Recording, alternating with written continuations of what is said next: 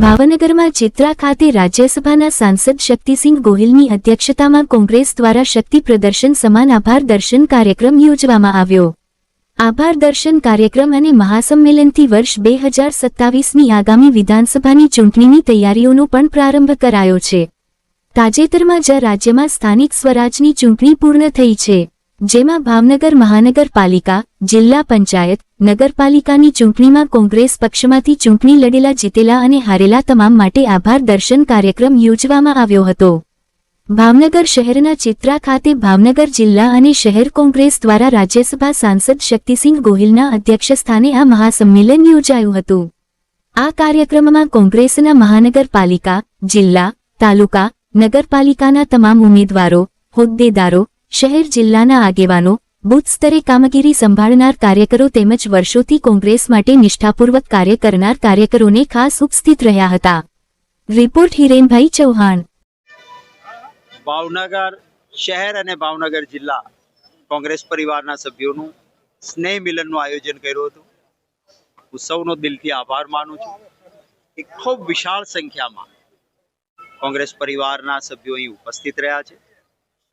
ખાસ કરીને સ્થાનિક સ્વરાજની ચૂંટણીઓમાં અપેક્ષા મુજબના પરિણામો નહીં, પરંતુ અતિશય અપેક્ષાથી વિરુદ્ધ પરિણામો આવ્યા બાદ કોંગ્રેસના કાર્યકર્તાઓ માટે માત્ર ચૂંટણી લડીને જીતી જવું એ જ નહીં, સત્તાની માટે જ સંઘર્ષ નહીં, સેવાની સાધના સાથે કામ કરતા રહેવાનો સંદેશ અહીંથી એક ઊભો થયો છે।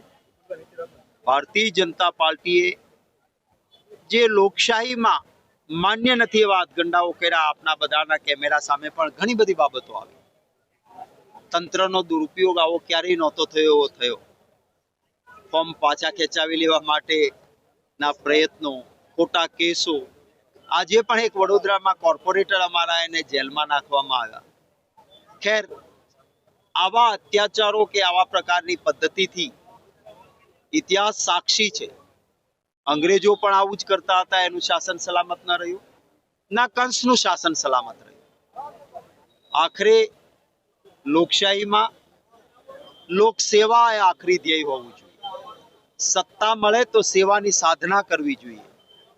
સત્તા મળે તો બાકીનો અવાજ દબાવીને અન્યાયી ગેરકાયદેસર રીતે તંત્રના દુરુપયોગ આ ન થવા જોઈએ। હું આશા રાખું છું કે ભારતીય જનતા પાર્ટી પણ જે ગુજરાતની ઉચ્ચતમ પ્રણાલિકાઓ અને પરંપરાઓ છે એને અનુસરે, અને વાલા ગુજરાતીઓને પણ અત્યારની જે પરિસ્થિતિ છે એમના ત્રાજવામાં મૂકવા માટે જરૂર વિનંતી કરું છું। આવતા દિવસોમાં કોંગ્રેસ પક્ષની સત્તા આવે તો એ સેવાની સાધના માટેની હશે।